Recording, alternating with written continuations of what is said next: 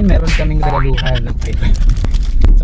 So ngayon meron kaming re-regaluhan ng cellphone. Actually hindi to planado. Meron lang nag-approach sa akin. Kaya biglaan lang talaga tong gagawin namin. So pag-iisipan natin kung paano natin siya ipaprank. And ngayon pupuntahan ko yung mga bang nag-sponsor at mga kasabot natin dito. So samahan nyo ako. Let's go!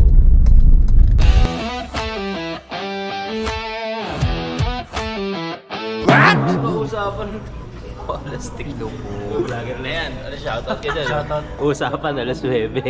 Anong oras na? Alas 12 na.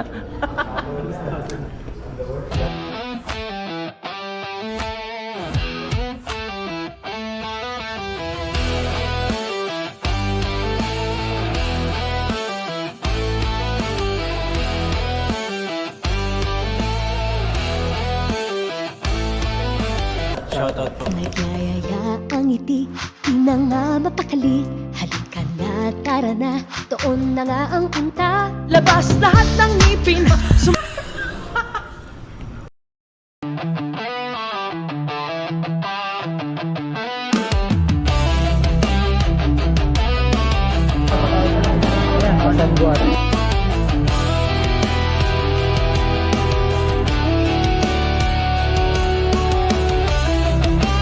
Twinkle, twinkle. Ay dayo dyan. Ang himbing ng tulog mo bro ah. Ang bira ka. Sleeping Beauty ka pa pala. Dito na rin. Nagpaplano na kami dito, nananaginip ka pa rin. Kaninong camera ko? Paano yung Bira clip? tulog. Kaninong camera? Ano, butanan? Eto.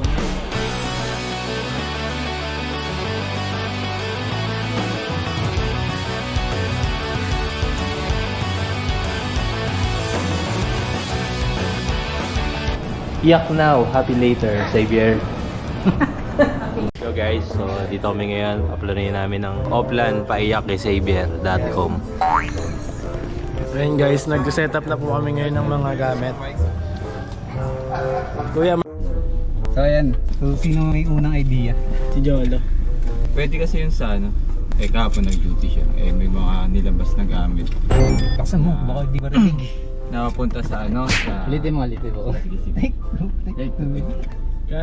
Tanong ulit. Okay, anong plano natin? Yung unang plan is kahapon nag-duty siya, naglinis siya ng drums, and then tumulong si Xavier pagbuhat ng mga gamit na ipupunta sa Bethel. Baka yun yung painting gawing issue na may nawalang instrument. Maganda yung mas talagang iyak siya. Kasi nung una, umiyak na yan. Ah, bakit? Umiyak na yan dahil sa susi ng Marshall. Nawala niya yung susi ng port.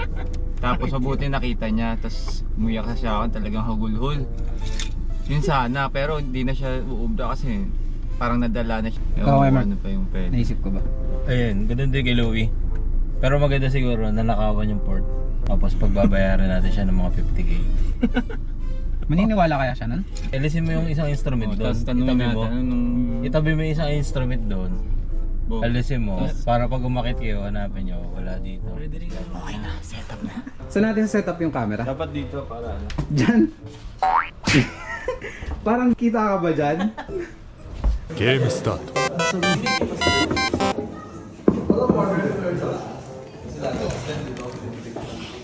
Pinapaano ka? Tawag dito? Sabi sa akin, hinanap ka ni ate sa ikape. Ay, ate. Ate, ito na ito. Bakit ako? Hindi ko alam. Ngayon daw.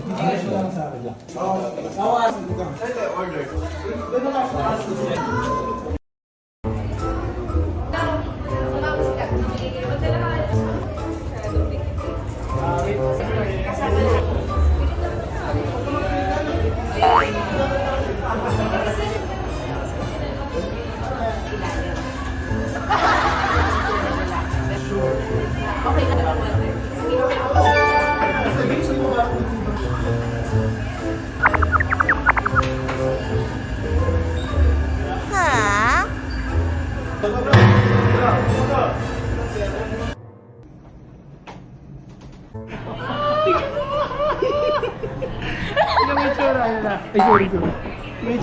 Magpapakita siya sa lahat ng Diyos. Sorry, Xavier.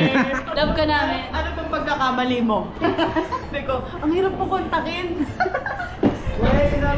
Ano sabi niya? Kinuha ko kasi yung cellphone eh. Yari ka. Yari ka. Bro,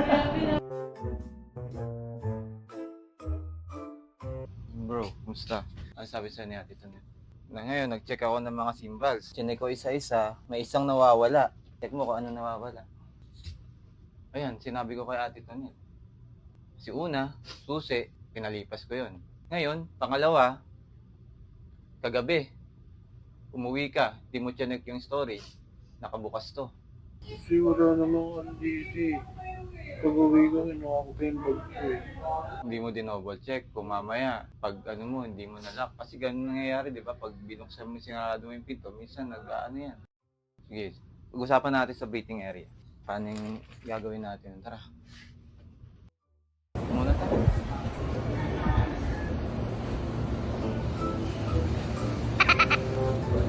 Wala ko yan saver. Ako hindi ko rin kaya. Dalawa lang yung full time. Wala ko rin kaya.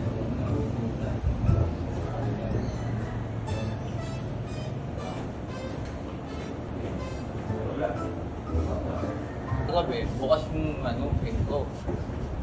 Hindi na daw siya nag-double check. Ngayon, chinek ko. Wala. Hindi na-report ko na kaya ito. Yung issue to eh.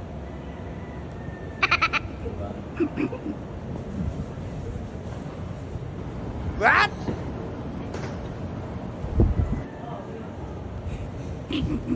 Merry Christmas talaga. Bro, okay lang yan. It's a prank!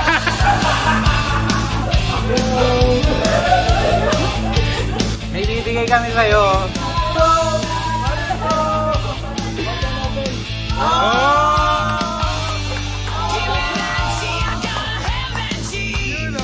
Merry Christmas, bro!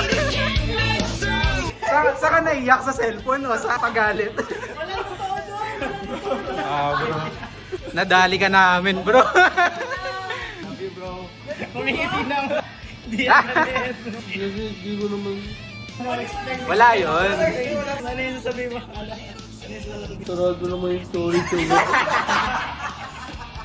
Okay ba? Ayan. Merry Christmas, brother. Prank lang din yan eh. Prank lang din yan eh. Walang laman. Doble iyak. Happy ka? I love you, bro. Actually, blessed kami sa'yo, bro. Sobrang deserve mo yan. Sobrang sipag mo. Ikaw. We love you, brother.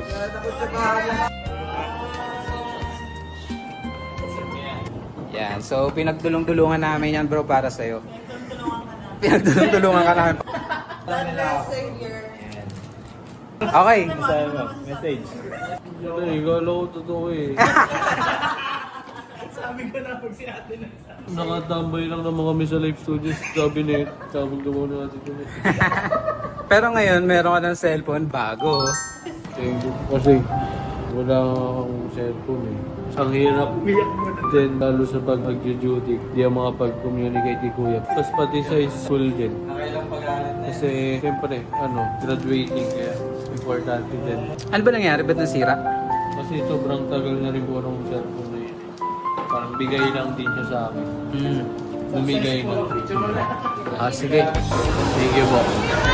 At ito sa inyong lahat. Na-practice.